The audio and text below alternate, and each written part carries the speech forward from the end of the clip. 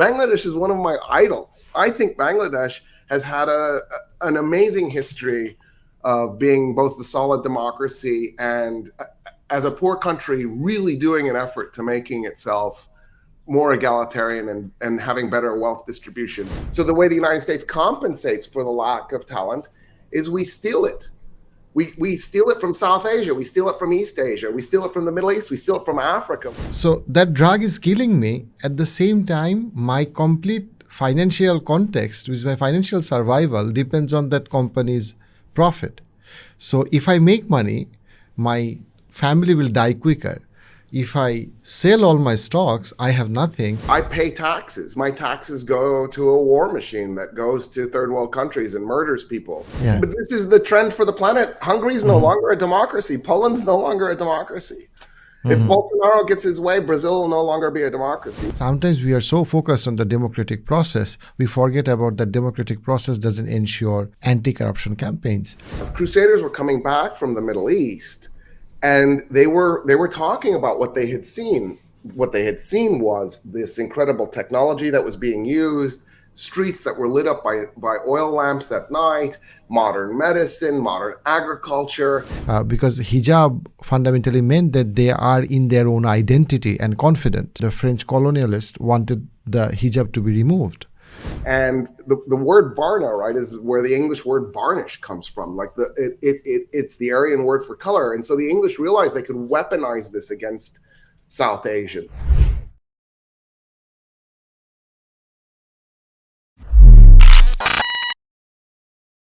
In YouTube, I was watching a fascinating talk by Dr. Roy Casagranda on Islamic civilization and Western civilization.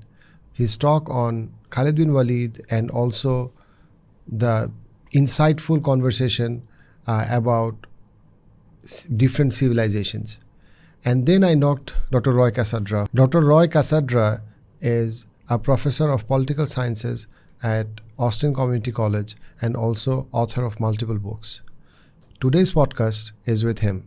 In today's podcast, our topic is Islamic civilization and Western civilization, a critical overview. Hello, thank you everyone. Thank you to the audience and special thanks to Professor Dr. Roy for giving time. So Professor Dr. Roy is a political scientist and an author of multiple books, and his content is what made me very interested to talk with him and invite him. So thank you, sir, for joining us. Thanks for having me. Yeah, so he's in Austin, Texas, and he's joining with us today.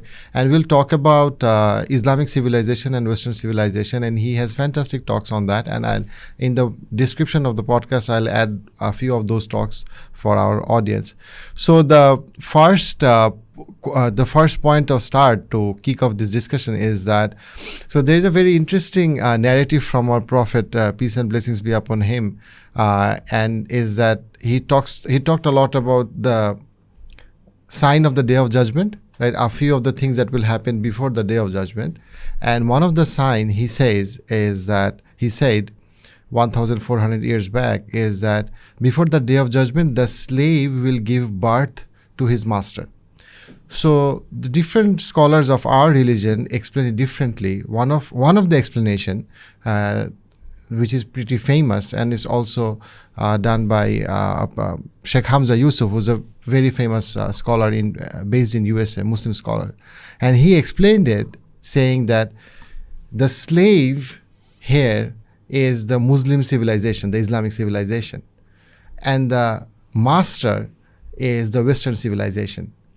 So what the Prophet actually meant by saying the slave will give birth to his master is that the Muslim Islamic civilization will eventually give birth to Western civilization. And the Western civilization will forget the fact that Islamic civilization, how it helped it to evolve. And obviously Muslim civilization will forget who's the slave and who's the master. What do you think of it from all your studies? I mean, it's very interesting. And it reminds me immediately of Hegel, the German philosopher. One of the things that Hegel says is, in the relationship between the slave and the master, the slave understands the situation better than the master does. because the slave has to understand the situation better than the master, because the slave's survival depends on it. And the master can just simply order the slave around, and so the master doesn't care what the consequences for failure to understand is. Right. But it makes me think of just sort of the sequence of events, right? So Western civilization, which we sort of misidentified as white civilization. When I say Western civilization, I think most people probably think of Germany, France, and England. Maybe Italy is an afterthought, maybe Spain is an afterthought, but there's this really strange misidentification. Western civilization was built and born 6,500 years ago on the banks of the Nile, and then later on the banks of the Euphrates and the Tigris, by later on, like maybe a century or two later. And so if that's the case, right, then Egypt and Iraq birthed Western civilization. It went to Greece, it spread to Greece, it eventually spread to Rome. At some point right around the year 391, in fact, I can give you a pretty accurate moment, when the Roman Empire had very much fully converted to Christianity. It in a way rejected Western civilization, and it demanded, the Christian Roman Empire demanded that the books be burned, because they wanted to make it so that there was only one book, and it was the Bible, because they felt like philosophy and science distracted people from the truth of God. And so they set their libraries on fire. They started with the Great Library. And so in a way, Europe actually did this crazy rejection of the civilization that had gotten them so far, and built this massive empire with this incredible economy and all this science.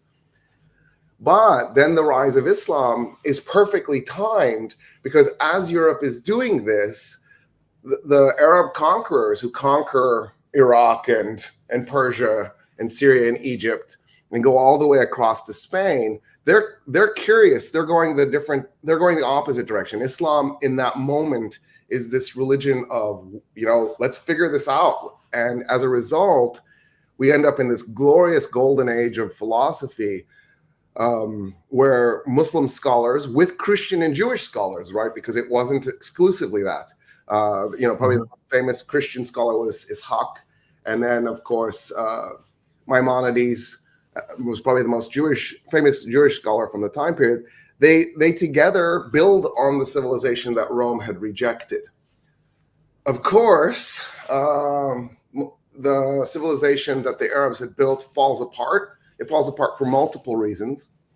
One of the reasons it falls apart is the Arab Empire itself starts to break up. And once that starts to happen, it becomes easy for petty warlords to rule. It becomes easy for the Crusaders to attack. Eventually the Mongols attack. Eventually the bubonic plague arrives. And the combination of those things leave the Arab world, the Muslim world in general, in a really weak position. Having said that, the Ottoman Empire was powerful right up until the 19th century. So it wasn't like this collapse happened all of a sudden. It was a long, prolonged event. But the interesting twist, of course, is then England and France divide up the Muslim world with a little bit of help from the Dutch and conquer the whole thing except for Iran, or the Russians too, right? Because they got Central Asia. And so there is this, I think, sense today amongst many people that, Islam has taken this weak position, and it's a matter of time before that switches, and it will, because that's what history tells us. What history tells us is 1 minute it's this, the next minute it's that, and it goes back and forth. And I think what would be better than switching would be to figure out a way to make it so that the whole world just is more tolerant at the same time. Yeah, for sure. Get rid of the rivalry is my philosophy. When we look at Islamic civilization and Western civilization, obviously both of them spread across the globe, but Western civilization created significantly more violence compared to Islamic civilization. Yes, Islamic civilization wasn't perfect, but the violence that was created and the colonization that we see that Western civilization has created, why was it necessary? So if we look at from 800 to uh, 800 to 1200, these 400 years where Muslim Islamic civilization really thrived all over the world, versus if we look at, let's say, 1400 to 1800, where European civilization at that time really flourished all over the world. Why do we see? Why was for Muslims? Why wasn't colonization as necessary, or why wasn't it so brutal like it was when it was the Western civilization? Why was it? Why was it so different? I'm not saying that definitely Muslim civilization had done. There are occasions of injustice as well. Yeah, of course. Definitely that happened. But in terms of the cumulative, if you look at like from an eagle eye, we can clearly see that the European colonization was quite brutal compared to Islamic civilization in the way it spread all over the globe. What was the fundamental philosophical or historical difference between those two approaches in spreading all over the world? Both of the civilization wanted to spread all over the world. That's very clear. But where was the key differences in their approach? I mean, that's a fantastic question, because it asks something that's really interesting, which is, why is it that some empires, some superpowers are really violent and others aren't? Because we have a history of both, right? When the Persian Empire was created by Cyrus the Great, he created an all-inclusive, diverse society where he celebrated the different cultures. And if you were conquered, you were actually integrated into the Persian Empire, as opposed to subjugated and having your wealth stripped. By contrast, when the Romans conquered you, you were going to experience some measure of genocide. When the Romans conquered Gaul, which is today France, there were 3 million people living there. They murdered 1 million, they enslaved 1 million, and then subjugated the remaining million. I mean, that's brutal on a scale that's hard to comprehend. Like, how can you see other humans this way? So we have these two really amazing extremes. And ironically enough, eventually those two empires end up in this conflict against each other. The Persian Empire is on its third and fourth iterations when it crashes with the Romans, because the Achaemenid Empire does eventually get replaced by Alexander the Great, and then you get the Parthians and then eventually the Sasanians. But nonetheless, that's that legacy. And so in a way, we ended up with this global conflict that lasted 600 years between a tolerant society and an intolerant society. And the intolerant society was brutal and genocidal. So why did we go from a Muslim civilization that definitely spread, it was very successful, and it didn't often use the sword, although it did. There are moments, right? Nobody's perfect, and everybody does bad things from time to time. How did that get replaced then by what the Europeans do? With, the estimate, the kind estimate, the low estimate. Actually, before I tell you the estimate, I'll tell you the thing. We believe in the United States that North and South America were essentially uninhabited. There were a few Native Americans here and there. Yeah, some genocide, some ethnic cleansing. We're so sorry. Disease did this, really. It wasn't our fault. It was an accident. We didn't mean it. We're really lovely people. That's kind of the narrative that we have.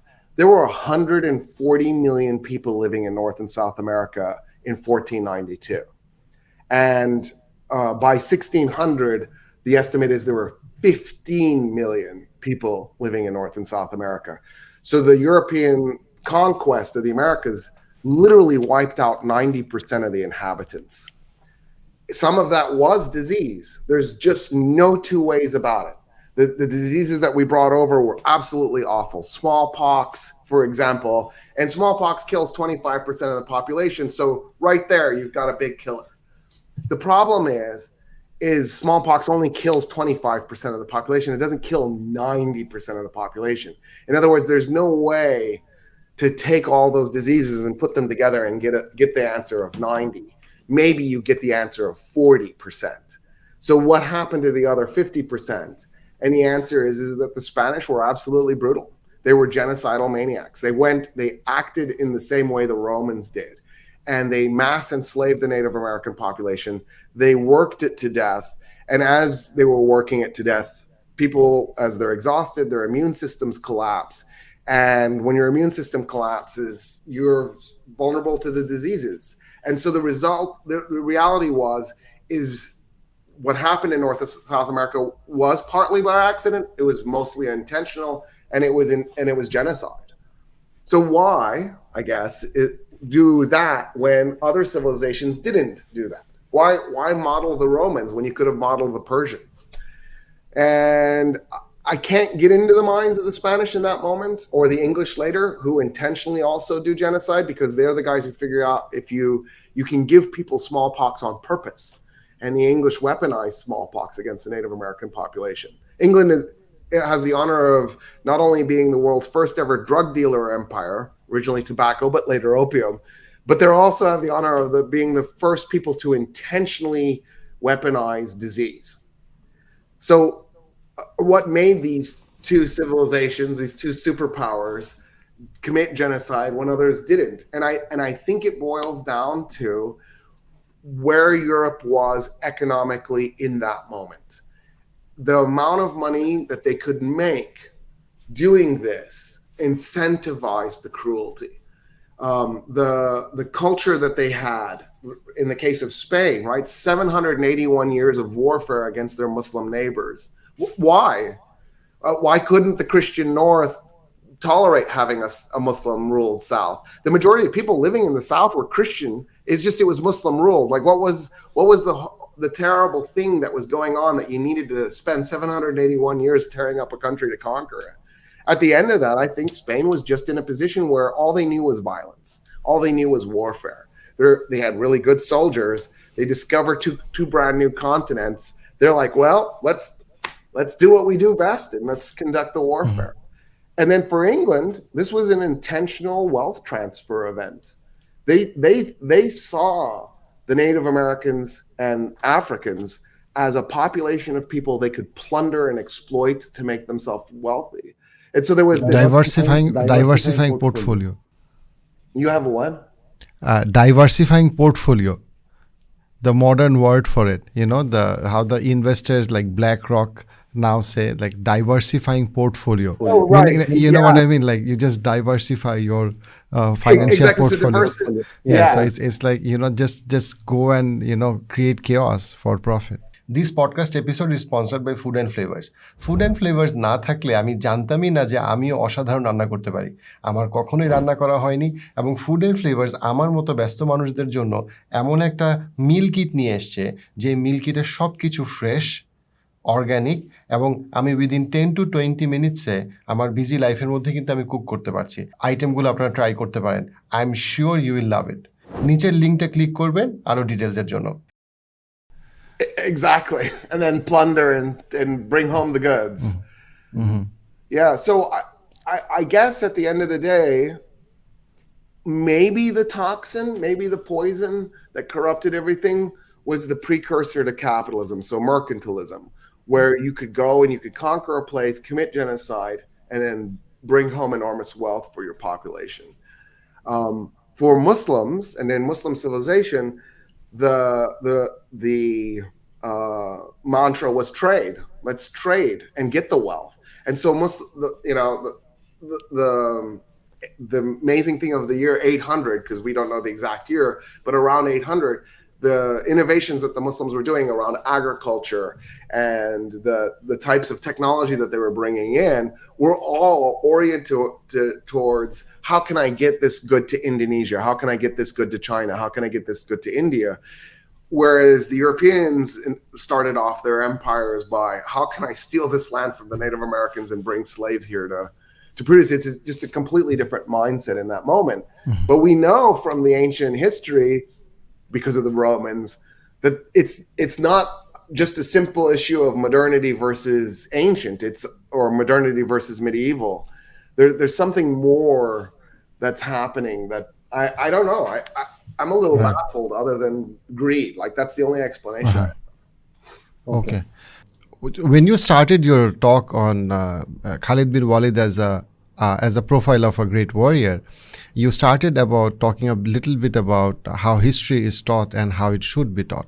That small thing was, it clicked my mind because I find a similar problem when I study psychology, and I'll go a bit more on that a bit later. But going more on to political sciences and history, which is your core, what are the epistemological differences between the way Islamic education was and the way Western approach is today? Sometimes what maybe it's my my mistake, if you correct me, is that the way the modern education system is built, especially the liberal arts part, is sometimes a bit like the our way is the global way. There was the Muslim way of doing it, the African way of doing it, the Chinese way of doing it, but the Western way or the modern liberal approach to studies is the global approach. This is like the way, and there's a attempt to reject all the previous epistemological approaches. Do you find that when you study history and political sciences? Yeah, I mean, absolutely. In part because it was done deliberately. This wasn't an accident. This was somebody sat down and said, "How can we create a situation where we're rejecting the other way, the rest of the world thinks?" So I'll give you an example of what I mean by this. And by the way, I don't think this is necessarily a cultural feat as much as it is an economic issue. Although I have to take that back. It's both. It's definitely both. So here's what happened. A little bit, right around 200 years ago, if you went into, maybe a little bit more, if you went into a classroom in England, you went into a classroom in Germany, what you would have found was that everybody was sitting in a circle with the professor sitting in the circle. And of course, that's because that's how Muslim philosophers educated in the 8th, 9th, 10th, 11th, 12th, 13th centuries. The reason why Europeans did this is that's the education system they had inherited. So the Renaissance is taught to us as one day a group of Italians wake up and they're like, wow, why did we blow up that civilization when we set the libraries on fire? I think that was a big mistake. Let's bring that back. And that's a ridiculous narrative because it wasn't that simple. It wasn't like the Italians were just in this dream called the medieval period. They had done this deliberately and they had stuck to it. We usually say that the Renaissance starts in 1300. That's not a coincidence, and the reason it's not a coincidence is because the Crusades are usually dated as ending in 1291. What had happened was Crusaders were coming back from the Middle East, and they were talking about what they had seen.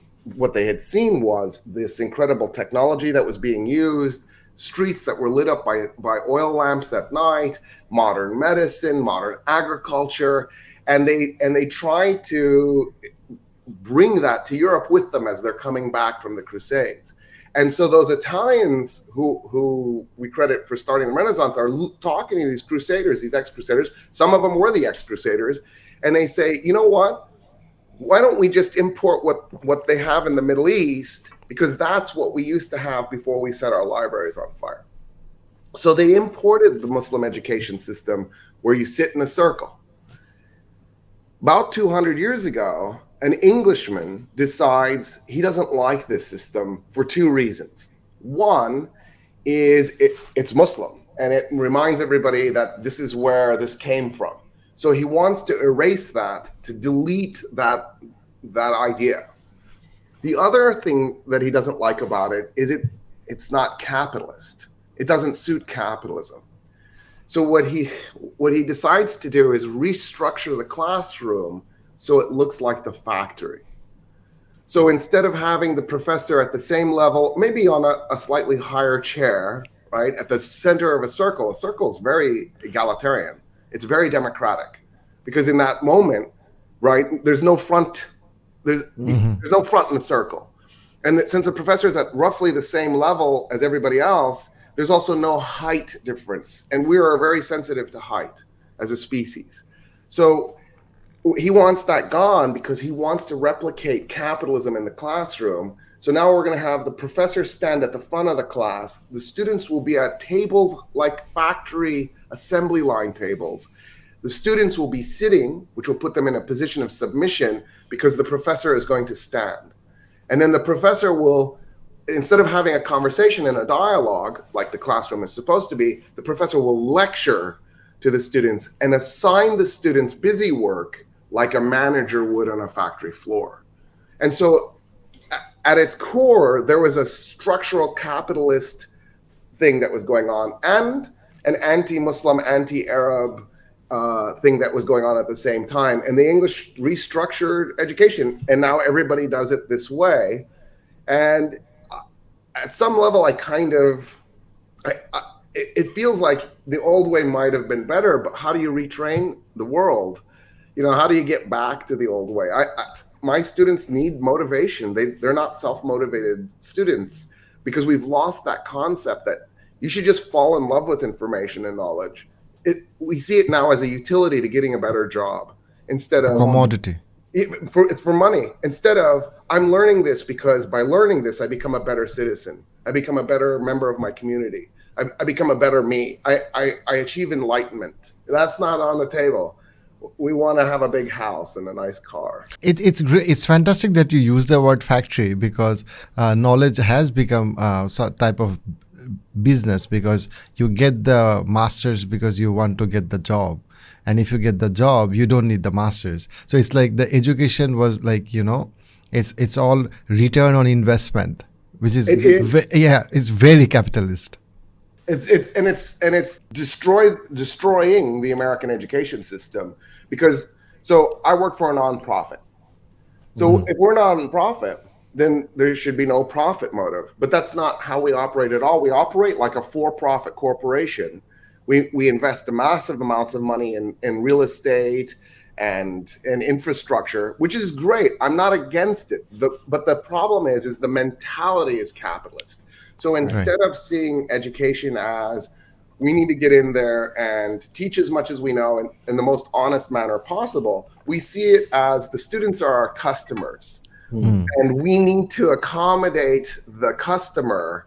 And so now the standards have to be lowered. A professor in the United States at a high-end university just got fired because the students complained that he was too difficult. I was reading it. I was reading it today. And so this idea of students are customers is toxic, but it's very capitalist. Good for the economy in the short term, and that's what matters these days, unfortunately. Unfortunately, it's true. There's also another problem with the whole mentality that we now have. So students go, not all students obviously, but there's definitely a cadre of students who think, what's my path to economic realization rather than what's my path to self-awareness, self-actualization, and enlightenment. So instead of finding the job that you were born to do, the job that you have passion for, the job that if you do it, you will be excellent at, and as a result, your community will be better off because you're doing that job. The thing that people, I think, find themselves often doing is, if I do this other job over here, I'll be better off financially. And the tragedy of that is that people don't necessarily pick the hardest subject. They pick the subject that gets them to financial wealth. They get their degree, and then they go work for Google instead of going and working for a science research agency, right? And so they end up not contributing in a really meaningful and important way to their community because they've got this high-end degree that they're not using because they went for the money, or they got a degree that they were using, but it was aimed at the money instead of aimed at the thing that they were meant to do. And then, of course, the tragedy of that is we lose all this talent. So the way the United States compensates for the lack of talent is we steal it. We steal it from South Asia. We steal it from East Asia. We steal it from the Middle East. We steal it from Africa. We import all the MDs and all the engineers to compensate for the fact that we've done this to the locals. And so there's this terrible feedback loop. I think, if I remember correctly, 6% of the United States is Asian, but 30% of our MDs are from East Asia or South Asia. That's incredible. 6%, 30%. Like, what is that ratio? And it just shows the extent to which we don't produce our own MDs. Intellectual corruption is huge. I mean, don't you think that the research ecosystem is gradually becoming very biased towards the corporations? Because the research ecosystem fundamentally demands money from corporation, and the corporations inevitably have their agenda. Yeah, I mean, that's another problem with what we do. And then what they're going to do is they're going to say, oh, we really would rather you didn't discover X because X messes with our bottom line. And so you as a researcher now have this money coming in and you have a conflict of interest because, does the money keep coming in if you you publish what you really found? So the ethical guideline becomes very, goes into a very gray area in research sometimes, because like how do you know that there's no agenda really? I mean, if you read between the lines, it's pretty shady. I mean, I think that's unfortunately the direction we've gone in is capitalism. Everything capitalism touches, it corrupts. And do you agree? Have a boundary where, like, on this side there's no capitalism and on this side there is, and that boundary's gone. Do you agree with Adam Smith after all these years? The fact that I mean, if you look at last 1,000 years, was Adam Smith always right? Because all the Renaissance didn't happen always for economic reason. But Professor Adam Smith, with all respect, had this idea that everything is fundamentally about the economy. And do you agree with that? So, even before Adam Smith, there's John Locke. And John Locke is in many ways anticipating Adam Smith. The two are really interconnected. So I'll start with John Locke and then I'll jump over to Adam Smith. And by the way, this anticipates a talk I was going to do this semester, but I'm going to do it next semester because I'm going to do an Iran talk instead. So what happens with Locke is he wants to justify a bunch of things at the same time. One of the things he wants to justify is the unequal distribution of property, right? He wants to make it so, why is it okay that there's this guy with all this wealth and then there's a group of people who are starving to death? How does that make sense?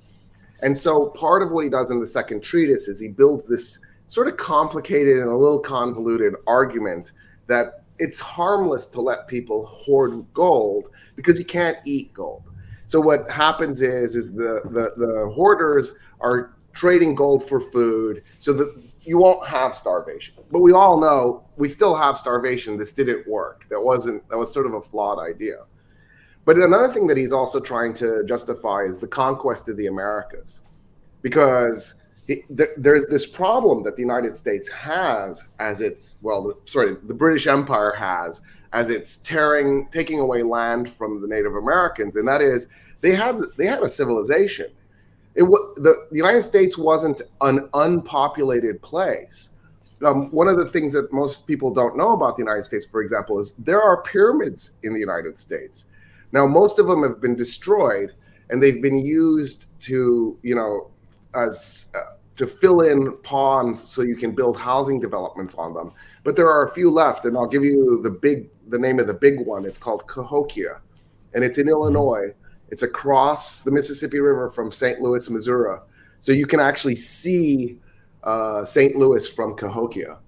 And like, one of the things that John Locke needs to do is he needs to sort of make it okay that what we're doing is we're stealing the land from the Native Americans, farmland, because the Native Americans farmed. They had constitutions, they had monumental structures, they had cities made out of stone.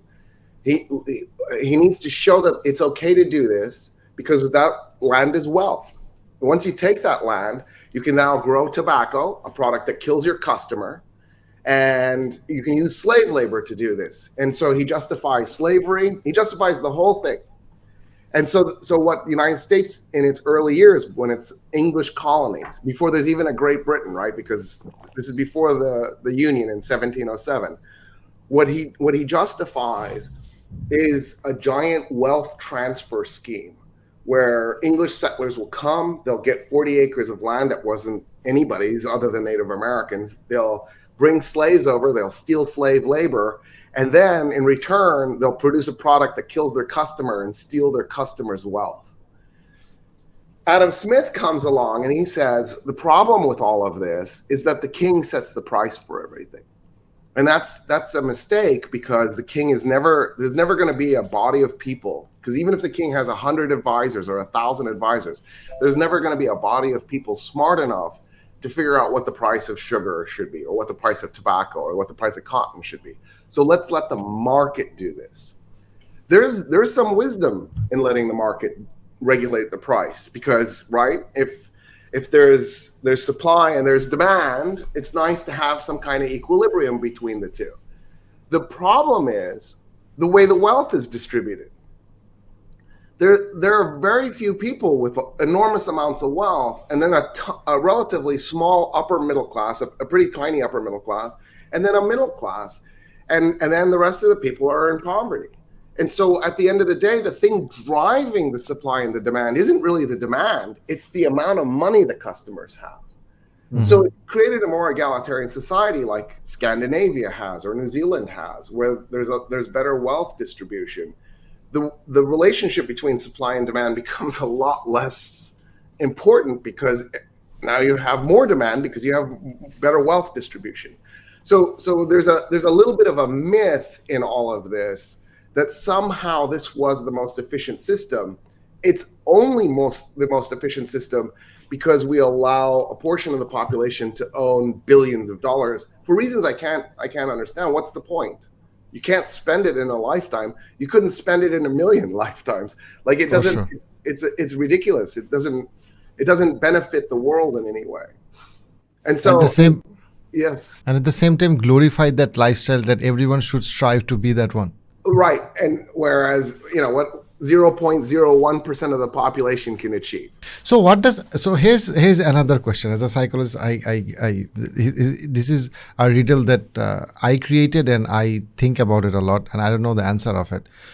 So in this whole capitalistic paradox, so the situation of let's say an average American or average citizen of this world is sometimes like this. All my wealth, there is this imaginary drug company, let's assume, and all my wealth, I bought stocks of that company. At the same time, my son and my wife is dying because they're addicted to that drug. So that drug is killing me. At the same time, my complete financial context, which is my financial survival, depends on that company's profit. So if I make money, my family will die quicker. If I sell all my stocks, I have nothing, and then I die. I become financially broke and homeless. If I know I have overgeneralized the situation, but we are reaching to that point, na? And I totally agree. Yeah. So how do you solve it?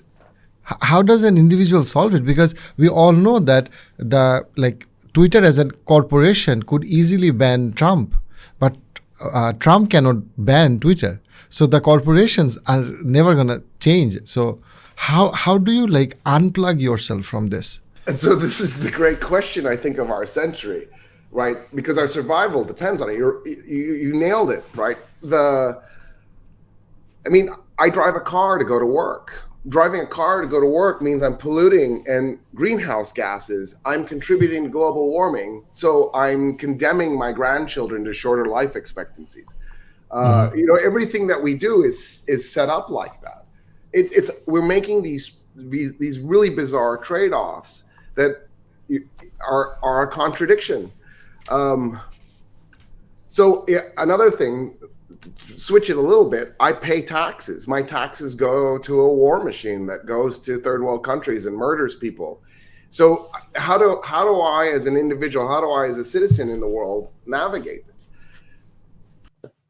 Just over 200 years ago, Thomas Jefferson said, "I'm really worried about these brand new things called corporations. They look really dangerous to me. I think we should regulate them heavily." And here we are 200 years later, and we're in that nightmare. I think it was Fourier, the French mathematician. That's how I remember it. I hope I'm not getting the wrong guy. He basically said that what the future he saw was not only would there be corporations, but those corporations would go down. So they wouldn't just be horizontal; they'd be vertical. So each corporation would own its own hospital, its own school, and then you as a worker would send your kid to the corporation's school, and when you got sick, you'd go to the corporation's hospital. And as a result, people would become loyal to corporations instead of to states. And the corporations would replace the states. We haven't gotten there, but it seems like a thing that's definitely possible. It's easy to imagine it. And I think that's the conundrum of our century, is how do we survive these corporations? The corporations aren't attached to any country. They don't care about they're not nationalistic. They're not traders. They just want profit, and they'll do anything for the profit, including kill us. So you're a worker, and your value as a worker is zero. They'll just replace you. They don't care about you. They'll burn you out. They'll work you until you're exhausted out of your mind, and then they'll fire you because your performance went down and replace you with a new worker. And so what we've created on the planet globally, because it's all over the world now, is the most inhumane system that's based on this strange greed for an entity that just feeds money into a tiny portion of the population at the expense of everybody, including future generations. Right. So in a way, that's Adam Smith and John Locke's legacy. There's other people we could throw into this. And I guess that's the real answer. Yeah. So going forward, so definitely you have read about political scientist Samuel's book on Clash of Civilization, and where he talked about culture and religion as the identity which will inevitably, in his opinion, create a chaos. And he particularly talked about the Western world. You were talking about the brain drain that is happening from east to west. And although in last 20 years, China has created a system of reverse brain drain where Chinese students are going back, India has created a bit of that. But all in all, is clash of civilization inevitable? And if clash of civilization is inevitable, it looks very, spooky. So in the beginning, you were talking about that civilizations, and you hope that doesn't have to clash, you know what I mean? So they can they should be able to tolerate each other with all the differences. But if we look at last 10, 20 years, if you look at the war in Afghanistan versus the war of Ukraine, and how the media talked about it, just the way the narrative reached us, we can clearly see a clash of civilization there, so it wasn't fair for everyone. It was like very different how the war of Ukraine is talked about and how the war of Afghanistan is talked about in most of the media channels. So how do we avoid clash of civilization? Because we are so connected that it's impossible to reduce traveling and reduce migration. It's just impossible in the modern world. Yeah. So undesirable as well. So in an open free market, people will interact, but at the same time, people have different identities, and so the West is selling, let's say, business migration, investor migration, student migration, skill migration. Here is a book that you have, a passport, which will change your identity. But identity is not a book or a passport. It's not. Just because I can vote in America doesn't mean I'm an American. I'm not. So the identity differences are there. The narrative struggle is there. So how do we avoid clash of civilization? So the interesting thing is I think that the idea of the clash of civilization comes from a guy who thinks like that, right? So he's not predicting the future, he's projecting on the future his own values. There's no reason for a clash of civilization, but that's, in a way, we are headed that way. There is definitely evidence for it. So here's the way it's manifesting. Hungary, Orban, he's created this ultra right-wing Christian fundamentalist government that sees everything through the lens of it's Hungary versus the world.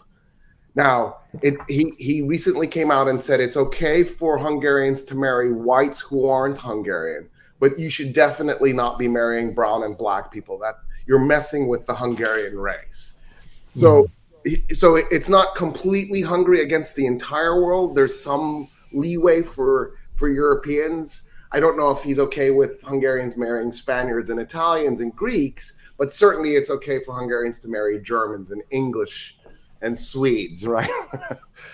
And so that state now has set itself up in that concept of there is a clash of civilization. This is spread to Poland. So Poland is now in this.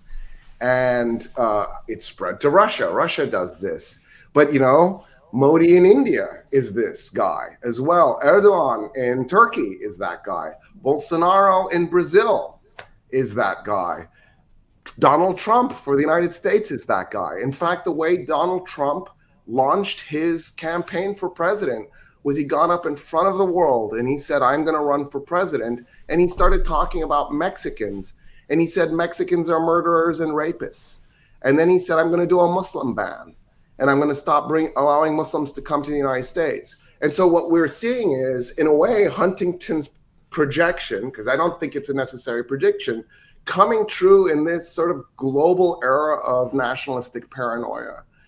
And by the way, it's religious. But is it coming from the top to people, or is it coming from people to the government? Because if you really look at it, because politicians are playing with the people's craving for identity, power. It's not always that the politicians are whimsical or evil and the people are all saints. It's not, because how are they how are they becoming so popular? It's because people have a craving to hate. People have a craving to hate, and also, so in politics, if you're a politician, your biggest problem isn't that you don't have enough supporters. Usually, I mean, obviously there's exceptions to this, but in the average democracy, the problem isn't the number of supporters you have. The problem is getting them to the polling booth. Now, this varies from state to state. In the United States, this is a very big deal because our voter turnout is so low. Obviously, in a place like the Netherlands, where voter turnout is very high, this isn't as big of a problem. So you're a politician in a place that has low voter turnout. You need to figure out what emotional mechanism will get your voter to show up and cast their ballot. And what Orban and Duda and Bolsonaro and Trump and Modi have figured out is xenophobia is a very effective tool. Ironically, in the case of India, it's not true xenophobia, it's religious bigotry. But in the case of these Christian states, it's xenophobia, and they've locked on to this anti-Muslim hatred. In the case of Erdogan, right, he's got multiple things going on, and it's a little bit more nuanced and complicated, but still there's examples all over the world of these guys who are doing this. And the reason why they do it is because the number one and number two emotional markers that'll get somebody to the voting booth is fear and hate. People thrive off of fear and anger. It's why we have horror movies. It's why we have these good guy, bad guy movies where the good guy is murdering the bad guys, because we have in us this need for that kind of emotion. So yes, the politicians are definitely cynical, and yes, they're definitely manipulating people, but they're manipulating something that the people definitely had organically within them. So it's a feedback loop. Yeah. And the danger of the feedback loop is, so for the United States, before there was Trump, there was George Bush Jr. And before there was George Bush Jr., there was Ronald Reagan. And before there was Reagan, there was Nixon. So we've had 4 of these presidents who sort of fed this thing. When you compare Trump to Nixon, Nixon looks lovely. He was an awful human being, just terrible president. But compared to Trump, he was amazing. And the reason I'm pointing this out is what happens is that first guy starts this conversation. He ramps his people up. The next guy builds on it and ramps his people up more. So now by the time you get to the third guy, the people are already ramped up. That guy has no choice. He has to ramp it up again because he has to accommodate those people. So it becomes this bizarre feedback loop that leads to tyranny. And that's the path that we're on in the United States. There's a high probability Trump is going to win in 2024. And if it happens, I think it's our last election. I think he'll just simply eliminate the republic. I don't see how we survive it. This podcast episode is sponsored by Food and Flavors. Food and Flavors না থাকলে আমি জানতামই না যে আমিও অসাধারণ রান্না করতে পারি। আমার কখনোই রান্না করা হয়নি এবং Food and Flavors আমার মতো ব্যস্ত মানুষদের জন্য এমন একটা মিল কিট নিয়ে এসেছে যে মিল কিটে সব কিছু ফ্রেশ, অর্গানিক এবং আমি উইদিন 10 to 20 মিনিটসে আমার বিজি লাইফের মধ্যে কিন্তু আমি কুক করতে পারছি। আইটেমগুলো আপনারা ট্রাই করতে পারেন। I am sure you will love it. নিচের লিঙ্কটা ক্লিক করবেন আরও ডিটেলসের জন্য। Kingdom of Trump. and of course it's going to be his kids. They're no better. That's it. They can't afford to be better. But this is the trend for the planet. Hungary is no longer a democracy. Poland's no longer a democracy. If Bolsonaro gets his way, Brazil will no longer be a democracy. We're in trouble. The planet is in trouble. It's time for us to get together and push back against these guys who have pitted us off against each other. Right? The Nazis just came in really high in Sweden, and now they're part of the coalition government in Sweden. A Nazi just won in Italy. We're in trouble. The planet, we've done this before. We're in 1932 all over again. And I don't know why we have to do this. Just read the books. You don't need to do it. Learn from your grandparents and your great-grandparents. Yeah. So here's a question. So should we strive more for justice or more for democracy? Because clearly democracy doesn't always ensure justice. So is it the problem that, like, definitely capitalism is a system, at the same time capitalism is a philosophy. Democracy is a system, democracy is also a philosophy. I agree with the democratic philosophy 100%. But when we talk about process, I'm not disagreeing with democracy as a process. What I'm saying is that sometimes we are so focused on the democratic process, we forget about the democratic process doesn't ensure anti-corruption campaigns. Democratic process can, like, let's say in America, corporations love democratic process because they know they can do whatever they want under the name of, like, there are so many you know better than me that there are so many legal elements now which are unethical but legal, so which are not fundamentally fair in many ways, like gun control law if you talk about it. So should we strive for democratic process more or should we strive for justice more? Because both are clearly not synonyms. So that's a great question, because obviously that's definitely what's part of the thing that's on the table right now. Democracy is extremely flawed for all sorts of reasons, but one of them is this idea that the demagogue can get in there and manipulate people. Another thing, and you just brought it up, so I'm going to build on it, is I'm going to invoke Jürgen Habermas here. What you had was you have a system, so a structural system, in this case, democracy that we're talking about. And what corporations do is they come in, and the rich elite come in, and they fund the politicians that they like the most. So in effect, what the economy is doing, what the rich part of the economy is doing, is it's colonizing the political system. So when a politician does something that angers the rich, they simply campaign finance the other guy, and the other guy now wins the election, and he becomes their puppet, and they get their way. So capitalism and democratic republics go really well hand in hand because it affords the rich the opportunity to change out the leadership. And that's problematic because that means that there isn't really justice going on. There isn't really progress going on. What there is there's capitalism exploiting the public. So democracy has all sorts of problems. There's no two ways about it. The Democratic Party and the Republican Party, until Trump, were shockingly similar in the United States because they were both basically pro-corporation. They both basically kowtowed to the rich. So right there we have this issue. But one of the ways you can fix it, at least a little bit, it might not be a great fix, but it's definite, and I can prove it. Like, it's not even like it's speculation, is education. An educated public is a public that's harder to be manipulated. And the result of having an educated population is not only do they pick better, not only are they better at picking leaders, but they have a larger pool of people to pick from who are more likely to be talented. And the examples are, of course, Iceland, Norway, Sweden, Finland, and New Zealand. Those states have done a fantastic job of both being solid democracies that create justice, but also ending up with really solid leadership.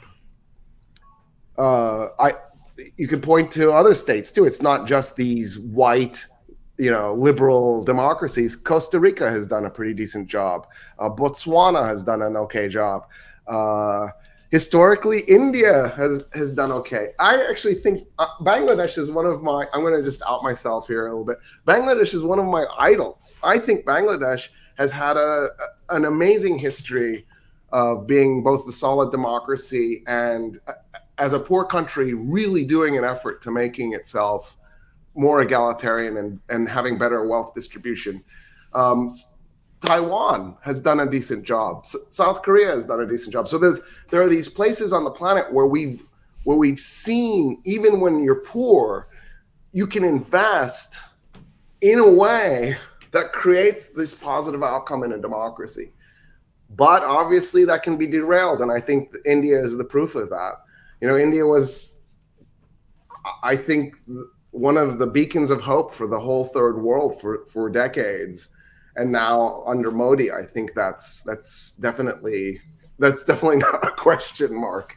Just the fact that India has the world's first thorium nuclear reactor was so cool. India had launched a robotic mission to Mars. Like, who wasn't looking to India for inspiration? And now it's like, okay, well. It is very unfortunate that most Bangladeshis are completely hopeless about Bangladesh, and they hate their identity. Many Bangladeshis hate their own identity, and it really disappoints me.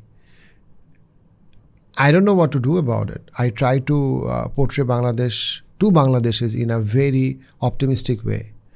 But sometimes many Bangladeshis hate to hear any good thing about Bangladesh. It's just sad. They're always trying to be more European than Europeans. They're always trying to be someone other than Bangladeshi. Although they just hate their roots. Many of them hate their roots. Not all of them, but many Bangladeshis hate their roots. Bangladesh has tons of points of improvement. We have done some things right, but we have to make many other things. We need to improve a lot of things. And who isn't flawed? I mean, we're human beings. We are going to fail. We are going to make mistakes. We are never going to get this perfect. And if that's your goal, we're going to always be disappointed. So I think we need to spend more time celebrating the successes while acknowledging the mistakes to fix them down the road. Here is, it's a fantastic time to ask this question. I noted it down. And from history, if you in your lectures, you talk a lot about as a Western academic and political scientist, you talk from your point of view, and I really appreciate your work. But let's look at the different aspect. And the different aspect is, which let me try to explain the question to the best of my abilities, that, there was this French scientist named Francis Fanon. and his work. I'm glad that you read his work, a few of his work, and where he talked a lot about stolen identity and stolen self. That how colonization deeply affected the people. How where post-colonial period, people couldn't recover from the trauma. They have he has a famous book named Black Skin, White Mask. So it's a very nice way of putting it, and that's the title of the book, where he tried to see that the black man always feels that he is less and the white man is more, but he can never be a white man. So he always is in this inferiority complex, and he is this in complex psychological condition. I'm in Bangladesh, and I can tell you this, that Bangladeshis hate Bangladesh, and majority of them. It's because simply because Bangladeshis, a large number of Bangladeshis feel that they are less, that they're just less, that they feel that they cannot be great. It's just when I am doing counseling, be it career counseling to different corporations and individuals, I clearly see that Bangladeshis, because we were colonized 200 years by the British, and then almost 30 years by Pakistanis. And then now we have our country, we are doing good and we are improving in many ways. But a regular Bangladeshi in the street will always feel like, oh, you know what, we are Bangladesh. I mean, what good can happen in this country, there is this self-defeating mindset. There is this learned helplessness. Because my father used to work in Saudi Arabia for more than 20 years, he was a biochemist, and I saw the rise of the Saudi's economic growth, especially between 1980s to 2000. Saudis were trying to be Americans at any cost. On social level, Saudis were desperate to become Americans. So they had this religious thing, and then they had this economic growth, and it was a paradox in terms of identity, because they glorify Americans religiously, they glorify Americans. So religiously they are Muslims, and they have this tremendous turmoil happening on social level. I'm not talking about politics here. So how do we create a narrative of confidence? I in no way mean to say that we should always talk about how West looted us and how Westerners are not good and all of that, because those are all history. An average Westerner has no flaw and innocent of all the colonization crimes, and we as Muslim civilization, we have our fair share of fault and irresponsibility for which we lost our glory. So there's no point of playing a victim card. But because of the colonization, the psychological struggle that we have, how do we fix it? Okay, so I'm not sure I'm going to be able to fix it, but I can talk about it. So let's do that. How do we improve on that? Yeah. So there is no doubt that Frantz Fanon is correct. There's been so much research since on this topic. Harvard recently, I want to say it was 8 years ago, something like that, made the sort of the implicit bias discovery research that really shifted everything. If you haven't looked into it, Harvard actually has a website where you can go take implicit bias tests. And if you do them honestly, because you can cheat, so you have to go into it with the mindset that I'm going to do this honestly. If you do that, it's shocking and it's painful. There's no way, the average person is not going to walk away with that test without feeling something. So, what happened was, actually, before I do that, I want to talk briefly about the history of this, and then I want to talk about the implicit bias.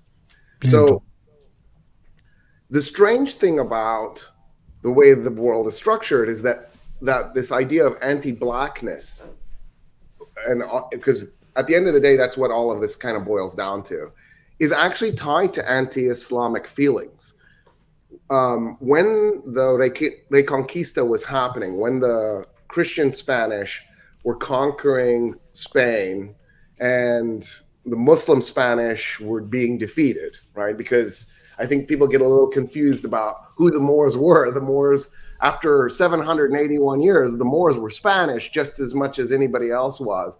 And in fact, the language that they were speaking was this mix of Latin and Arabic. So it was impossible to kind of separate who was what. So when the Christian Spanish were conquering the Muslim Spanish, they wanted to figure out how to separate out who was a pure Christian and who was a contaminated Muslim, and possibly even contaminated Jew. And so what they came up with was, it's about skin color. And they decided that the lighter color you were, the more Christian your ancestry was, and the darker you were, the more Muslim ancestry you had, and therefore the more inferior you were. And in the process of this, right, they ended up with this really interesting paradigm that led to a lot of self-hate, because nobody's lighter colored than Swedes. So I guess the Swedes were the perfect race. Right? And that's the projection of this. When you start with these ideas that are reactionary like this, that are nonsensical and reactionary like this, they always expand, and they always go to some place maybe you didn't think they would go, but they always end you up in some really awful place. But anyway, so that's the origin of this idea of anti-blackness. It was linked to being against this. As the idea spread across Europe, the Europeans weaponized this, because they realized, especially the British in India, they realized that there were places where you could get some built-in anti-brown, anti-black sentiment. Like, for example, India's Varna system very much was connected to color. And the word Varna, right, is where the English word varnish comes from. Like it's the Aryan word for color. And so the English realized they could weaponize this against South Asians. And so Europe did this on purpose as they expanded and conquered and crushed. They presented themselves as the pure white saviors coming to the third world with the burden of the white man to uplift the dark and the inferior. And of course, in the process, brown and black people internalize this and carry it with us today. So one of the study, the Harvard study that discovered implicit bias, what they did was they went into emergency rooms in hospitals with dossiers for patients, so hypothetical patients. And they went into the break rooms and they asked the doctors in the break rooms if they would be willing to participate in a study. And the study was, some of the dossiers included gender, but not race. Some of the dossiers included race, but not gender. And then some of the dossiers were just blank on gender and race. So what you would do is you as a doctor would diagnose each patient. And if I remember correctly, the researchers thought there was probably going to be a heavy gender bias, that women were going to be treated radically different than men. And they did discover there was a gender bias. The way the gender bias worked its way out was when a woman complained about pain, she wasn't taken very seriously, but when a man did, he was taken very seriously. So there was an assumption, which I think is counterintuitive, that men are stronger and therefore feel less pain. I think the people who came up with that assumption don't know about childbirth. Anyway, it's if I had to give birth to a child, I would die. It's not that I would be in pain, I would just die. So it's a bizarre idea in my mind, but I must be missing some piece of information. What happened, though, wasn't that. They expected that result. They got that result. So it wasn't a shock. The shock was what happened to brown and black patients in the study. It wasn't just that brown and black patients were being undertreated. In the case of black patients, they were dying, because the researchers knew, right, what outcome resulted in the death of the patient and what outcome resulted in the treatment of the patient. So when they were done with the data, they compiled it, and there was, if you were black, your chance of dying in that emergency room was really high compared to a white person. And so that was a shocker in and of itself. But the second shock, and the more important shock, was when the researchers returned to those emergency rooms, because they decided they were going to show the MDs the data. And the MDs burst into tears. Here are emergency room doctors watching people come in with missing limbs, right? And gunshot wounds and car accidents that are catastrophic, bursting into tears. And they're saying, I'm not a racist. I'm not a racist. I don't know how this happened. That's not me. And what the researchers then realized was, because it happened so often, there was something else going on, especially because I just got through telling you 30% of our MDs are from Asia. They're brown. And what the researchers realized was, it wasn't just the white doctors who were killing the black patients. It wasn't just the brown doctors who were killing the black patients. Black doctors were killing the black patients. And so they realized we've all internalized this anti-brown, anti-black stuff. And they made all these amazing tests that if you go take them, you could, and they didn't just stop with that. They did body size, so heavyweight. They did religion. They did LGBTQ. If you can think of something, they did height, ageism. They've gone through and done all this research. It's amazing stuff. And one of the things they've discovered too is some groups, it's going away. So in the United States, anti-trans and anti-LGBT, I guess I got the trans in there twice because of the T and LGBTQ, that's gone down so much that they're on a trajectory, they'll never reach it, but they're on a trajectory where it won't be an issue in like 20 years. It'll never get there because, right, it'll plateau before then because there's always that religious population that will always hate them. But at the end of the day, for women and brown and black people, we're talking in the United States centuries before we get rid of this at the current rate that it's diminishing. So the good news is that implicit bias, anti-brown, anti-blackness, anti-women, for that matter, stuff is going down. It's just not going down at a very fast rate. So as time goes by, we are healing, but we have a lot more healing to do. I think the only way we recover from this, so maybe I have a little bit of a solution, is you need to become aware of when it pops up in you and then in the people around you, and then try and identify it. And then the next time you're in that situation, try to be aware of your own personal anti-blackness and anti-brownness. After the study was done, NPR, the public radio news station, went to Johns Hopkins. I think it was Johns Hopkins. After I said it, I started questioning myself. But it went to a research university that is also a hospital.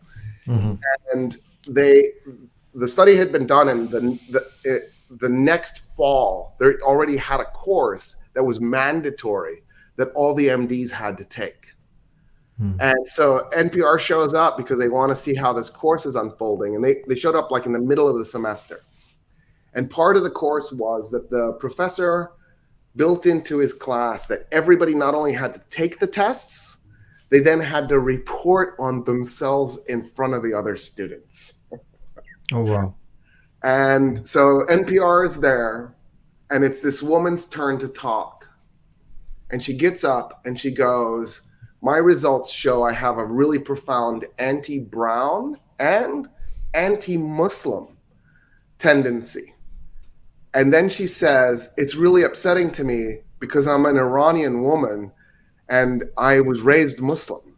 And I've internalized hating myself. And so there's this moment of, okay, now what? How do we get... Oops moment, yeah. Yeah.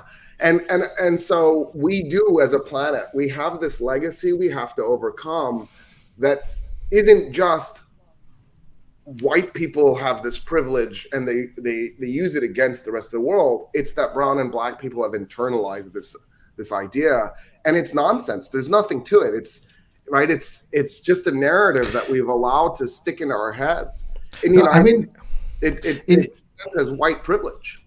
I mean, I can it's not surprising for me, particularly as a psychologist, when I observe how Bangladeshis don't trust Bangladeshis and they justify it. So I recently gave a Facebook status a couple of weeks back where I talked about what do you think is the difference between a homeless person in America and a homeless person in Bangladesh is to Bangladeshis, right? This is a simple question, right? So we definitely have a lot of homeless people in Bangladesh, and America definitely have them.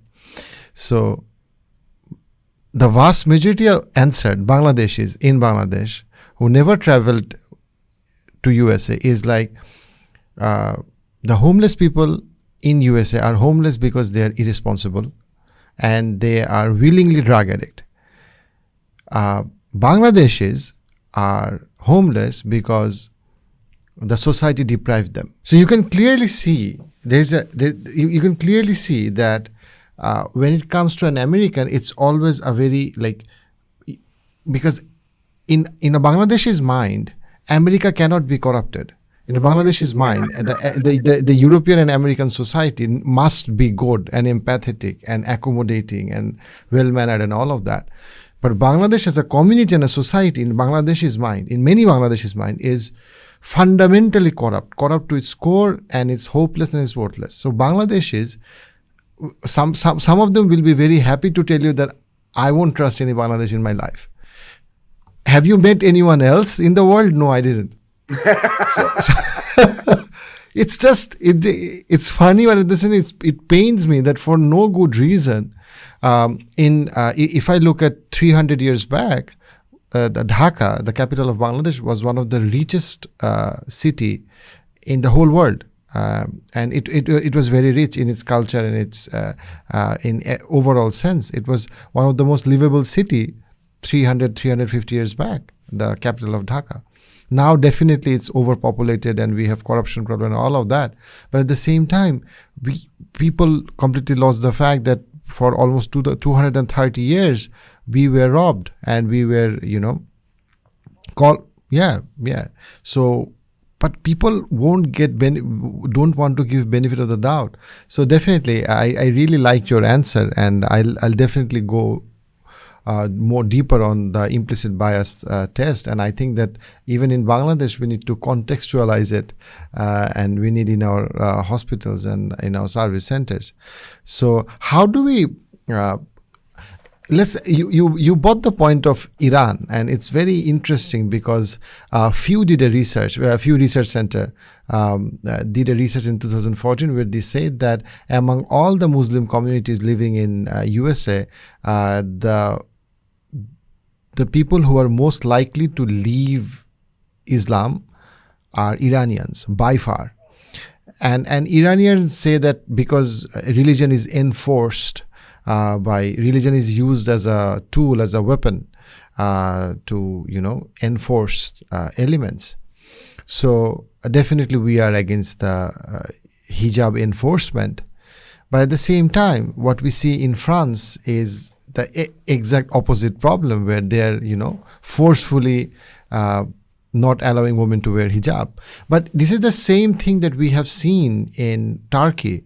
There was a period where you cannot wear hijab, then in Iran you have to wear hijab and all of that. Francis Fanon also mentioned when France were colonizing, hijab also became a point of because hijab fundamentally meant that they are in their own identity and confident about their identity. But the French colonialists wanted the hijab to be removed. So how important is it for a community to hold on to its identity however he or she defines their identity, for that particular civilization or community to grow and evolve? So human beings are fun. I hate to use this analogy because I think some people will get pissed at me if we're doing it, but we're going to do it anyway because it's such a good analogy. I have a dog and I had to train her. And one of the things I discovered in the process of training her is if I pulled on her, she planted her paws and she would stop and she would pull back. If I pushed on her, she'd plant her paws and she'd push back. And the reason I'm saying this is my dog is no different than every single human being on the planet. If you try to force somebody to do something, their tendency is to try to do the exact opposite. So in the case of the Islamic Republic of Iran, the catastrophe of what they've done is they've made a country of atheists. I went to Iran. Or agnostic. What was that? Atheist or agnostic, yeah. Or agnostics, yeah. When I went to Iran in 2002, every middle-class person that I met was an atheist or an agnostic. They rejected Islam. When you talk to the population in Los Angeles, we like to call it Tehrangeles, because the Iranian community in Los Angeles is so large. When you talk to that population, venom, they spit. They're so angry at Islam. Iranians in the United States, I don't know if this is globally true, but tend to be very anti-Arab. And that anti-Arabness comes from the Arabs conquered us and they gave us this awful religion. And the answer is you can't force people to something. And the fact that they tried in Iran is just mind-blowing. But the same is true in France. By mandating that women must not wear hijab, you pushed a whole portion of the population that wouldn't have worn it to go wear it, because now they want to push back against you. And symbol of independence, yeah. Yeah. And the fact that these guys haven't figured this out is mind-blowing. I haven't been to Egypt in a while. So I went to Egypt last time in 2011. So I was right there. I was there a week before the Arab Spring arrived in Egypt. Timing is everything. I wish I had been there after it had started, but I missed. And the stories that I'm hearing from Egypt is, first of all, in 2011, almost every woman wore hijab, even the Christian population, which is a huge population of Egypt, in part because the social pressure is intense, right? So even if you're a Christian and you're not wearing hijab, you end up running into so much social pressure. But there's no law forcing it in Egypt. When Morsi, the Brotherhood candidate, won the presidency and ruled Egypt, he only ruled it for 1 year. But during that year, hijab came off. Egyptian women were like, no, we're going to push back against this Brotherhood guy. And the way that they could protest it was the number of women wearing hijab went down. And then as soon as he was removed from office, the hijab went back on. And so I think there is a lesson here, which is things like that are an identity marker. And if you decide you're going to do something about it, you're going to trigger the identity marker. In the case of Iran, the mistake is so obvious and so, in my mind, foolish and outrageous. Iran is burning to the ground right now. It's burning to the ground for no good reason. There is a good reason. I mean, the state in Iran is brutal. No, absolutely. No, yeah. I mean, but the states wearing hijab. What is that? Right. Yeah. You're killing them. So I mean, here's the thing in my mind that I can't comprehend. So okay, let's not have a debate about whether or not there's a supreme being. Let's just accept there's a supreme being, and let's say I have the answer. However I got it, I have the right answer, and you don't. You don't have the right answer. You've got a different religion. You're going a different path. If I stick a gun to your head and say you're going to believe the way I want you to, or I'm going to kill you, you're going to tell me, yeah, I believe. Did I save your soul, or does God know you don't believe and you're lying to save your life? The answer is I've imperiled your soul. Now you have no path to get to the truth, because you're going to hate my guts and you're going to believe that because I stuck a gun to your head, that what I do must be wrong. And so that's the thing that I don't understand about states like France or Iran, the two extremes in this paradigm is how can you not see this? It's preposterous. It's illogical. And it's so strange, especially when the Quran directly said in in just the second chapter in 256, where he said, "La ikraha fid din," there is no compulsion in religion, meaning you cannot force. Yeah, you don't force people, you know. And the original Muslim conquerors didn't force people to convert because they followed this. Yeah. So yeah, I mean, it's just strange. I mean, like for example, even as late as how Indonesia was, Indonesia is now the largest Muslim country, Yes. but it didn't happen through war, and you don't see Indonesian Muslims hating Islam, although that is the largest Muslim country in population at least. So Yes.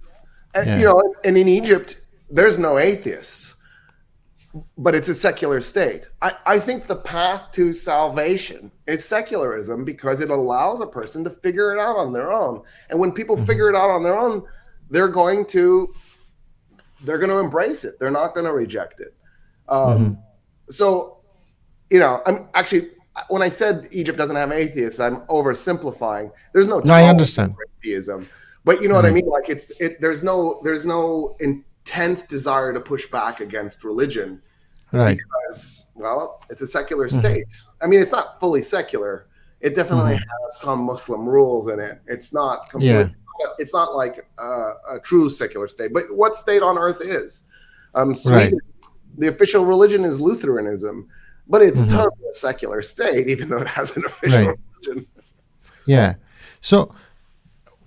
Let's talk. This is the last topic that I will talk about, and if I go in a different tangent because I'm so interested in the topic as a psychologist, is that so Yahia Amin, one of the famous anthropologists from Oxford University, professor, he wrote a book in 1935, a big book named Sex and Culture, where his point was that all the major civilizations that thrived had a family structure, and all the civilizations which didn't thrive didn't have a proper stable family structure. So his understanding was family structure, like the way the old school understanding of family, is very important indicator of whether a civilization will thrive or not. And he said in 1935, he was Oxford University professor of anthropology, and he said that whenever we see the fall of family structure, within 3 generations, the civilization won't be leading the world. In 1960s and 1970s, we have seen in Western civilization a type of sexual revolution, where it's the wide scale promoting, I would say, consent sex was very, I would say, common in post 1960s and 1970s. Now what we see is in the OnlyFans and Pornhub era, we see that it's like prostitution is promoted in every possible way, and family structure is definitely declining. In Nigeria, population explosion is a big problem, but in Japan and in Europe, population implosion is a big problem.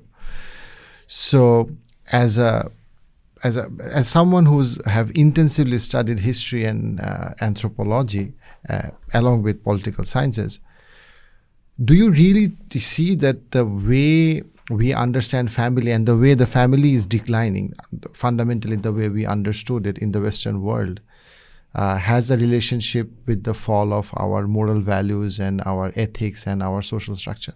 Yeah, it's a complicated question because I immediately want to go down like 5 different paths. I think one of the things that's been amazing about the liberal democracies in Northwestern Europe, so I'm not including the United States in this, but maybe Canada, throw Canada into it, is that there has been such a strong questioning of morality that in many ways ethics has replaced morality. And at some level, that's actually a liberating thing, because part of the moral structure in the United States, for example, has had this really strong racist, sexist Christian fundamentalist background that makes it so that Americans react instead of respond, whereas Canadians have a better tendency to sort of respond to issues, and as a result, I think that their approach is a little bit more enlightened. There is no doubt that actually white people in general, the population is declining. So between 2010 and the 2020 census in the United States, the white population didn't just shrink as a percentage of the population; it shrank. I'm trying to remember the number. I want to say it was like 4.5% of the population. It actually shrank as a number. There are 7 million fewer whites today in the United States than there was 10 years ago. But what's remarkable is the population in the United States in that 10 years has increased by, I want to say it was 15 million, maybe it was 20 million. So the population of brown and black people has increased not just because of immigration, but because they're still giving birth to children, whereas white people are just not. They're making one baby and there's two parents, right? That creates that population implosion effect. Mm-hmm. So white people are diminishing across the planet. The number one indicator, as far as I can tell, not that pornography is a good thing, obviously, because I think it's definitely, it rots your brain. I think the number one thing that's driving this, though, is affluence. Rich people just simply have fewer kids. And so one of the ironic things that I've thought American racists could do would be to just start giving the Hispanic and the black population money so that they'll start having fewer kids. So in the United States, the difference between white and brown and white and black wealth is extraordinary. The median household net wealth, so not income, but net wealth. So you take all your assets and all your liabilities and you add them together. For a white family in the United States is 14 times greater than that of a black family in the United States. And so from the surface of it, it looks to me like the driving force for the lower birth rates really is actually money more than anything else. Having said that, of course, oftentimes when you get that better job, you move. That means that you've left your family behind. You don't really have a home place. There's disconnection. So, for example, I don't have any family members who live in Texas. I'm the only family member. There was at one point a cousin who almost moved here, so I almost had to. I had a family member, and we live this atomized life, right? I have a family member in Illinois. I have family members in Wisconsin. I have family members in Michigan, in Florida, in California, but not here. And so we have this atomized sense. It breaks down community because there's less connection to each other. The community I live in the United States, I actually know my neighbors. It's the first time I've ever lived in a community where I knew all my neighbors. Before I moved to this neighborhood, like I'd know one or two. We'd say hi on occasion. We had no connection. I think that's a result of capitalism, that the way we operate in this capitalistic world slowly divides us, because we start to see each other instead of as members of the same community. We see each other as a means to an end, and I think that's really toxic. Relationships are all based on interest in a capitalistic world. It is, and it's foolish, because if I don't take care of my community collapses, and if my community collapses, I'm done. I'm finished. Yeah. No human being exists without a community. So for me to think only about myself is my own destruction, and I think we're seeing that happen in the United States. The United States is slowly just unraveling. We can't get anything done. The simple tasks have become these nightmares that take forever. And some people keep blaming it on COVID or whatever, but it was like this before COVID. It's definitely worse since COVID, but I think COVID has only made the isolation worse. Yes. So I think the solution going forward is, whether it's the family structure or the community structure, learning who your neighbors are, some mechanism has to be put in place where we start to think about groups and stop thinking about ourselves as individuals. No, thank you, Dr. Roy, for your time. And it was lovely to talk with you for almost 90 minutes.